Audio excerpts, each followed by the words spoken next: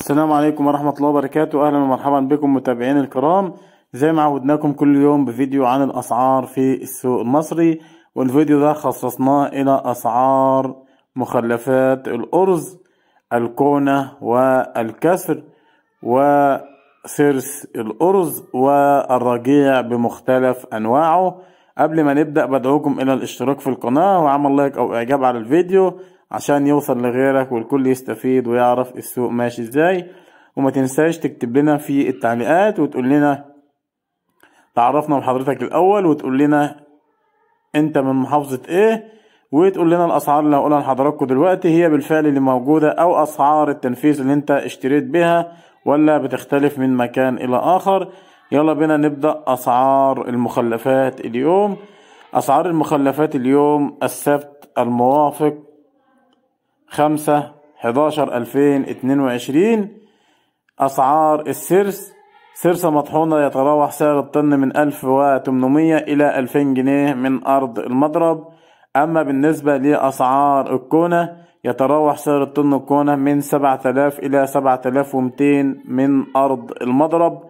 أما بالنسبة لأسعار الكسر يتراوح سعر الطن الكسر من 9700 إلى 9800 من أرض المضرب. أما بالنسبة لأسعار الرجيع فأسعار الرجيع بتنقسم إلى 3 أنواع، أو بالنسبة للرجيع بينقسم إلى 3 أنواع. النوع الأول رجيع خط واحد ويتراوح سعر الطن من 2600 إلى 2700.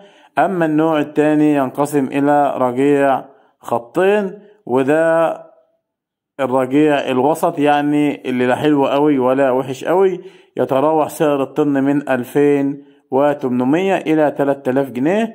أما بالنسبة لأعلى بضاعة بالنسبة للرجيع اللي هو بيبقى ناس بتقول عليه رجيع وناس بتقول عليه سرس، في أماكن بتقول رجيع وأماكن بتقول سرس.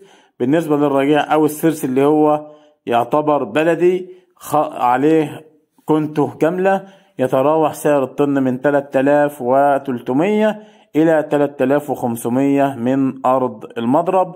وبكده يكون عرضت لحضراتكم أسعار المخلفات اليوم السبت 5/11/2022.